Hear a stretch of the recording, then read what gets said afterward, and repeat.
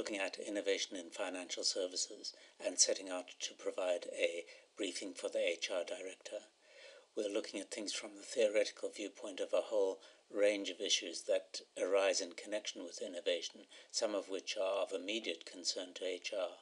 They're highlighted here in blue, and how this video works is to talk about each one. But taking a step back, our hypothetical person overseeing innovation will, if they're doing their job properly, be thinking, we need to reach out to employees. And we'll also be thinking, that means we should best involve HR.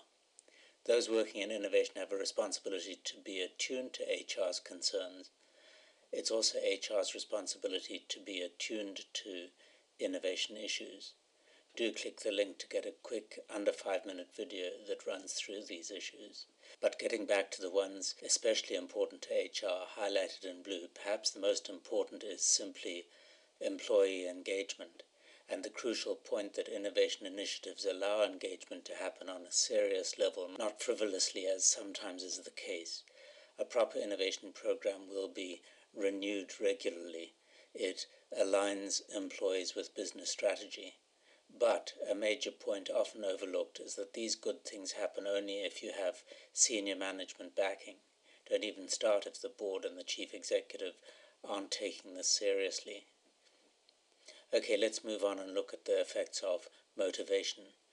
The motivation effects happen because if the innovation program is run properly, it will make employees feel important. And there's a good reason it does this. It's because they are. But it only works if it's renewed constantly. Otherwise, everyone quickly loses interest and yawns. And the motivation starts to become indifference or demotivation. Motivation leads naturally to the subject of incentives. This is a tricky area. It's vital to be consistent with company policy. Having said that, there's widespread recognition that in innovation, recognition is a primary motivator. Another factor is that it's very difficult when you're searching for big innovation to come up with a reward that's commensurate. A free pen or points on a loyalty card aren't the answer and may be counterproductive. Okay, another issue HR directors need to stay on top of is collaboration. Innovation initiatives often involve work across departments. In fact, you want this to happen for the cross-fertilization, but this generates potential conflicts with line managers who need the day job done. HR can be sensitive to this and argue against silo structures which exacerbate the problem. Similarly, there are great advantages in doing innovation with outside parties where similar conflicts can emerge.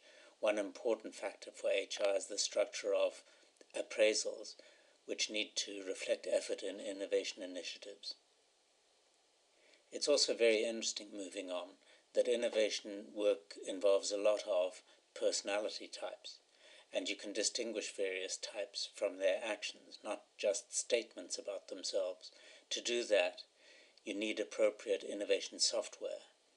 This is a big subject for another time, but for the moment the takeaway is that many different personality types are needed, and the loudest aren't always the most useful.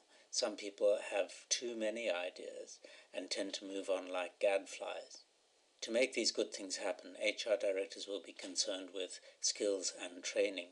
Actually, there's minimal specific training. You want people's contributions to reflect their existing subject knowledge, and besides, everyone's busy on their day jobs. But to minimize training, you need good software that makes it intuitive and does the heavy lifting in the background. Mostly what matters is employees' attitude, which leads to values and behaviors. The big thing is to make the initiatives consistent with company culture, and in fact you can use innovation initiatives to drive the culture, because it's the action, not the rhetoric, that drives values and behaviors. Just a reminder, remember that HR need their activities to stay within the overall picture of innovation issues involved.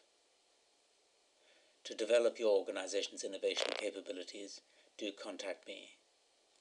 Thanks for listening.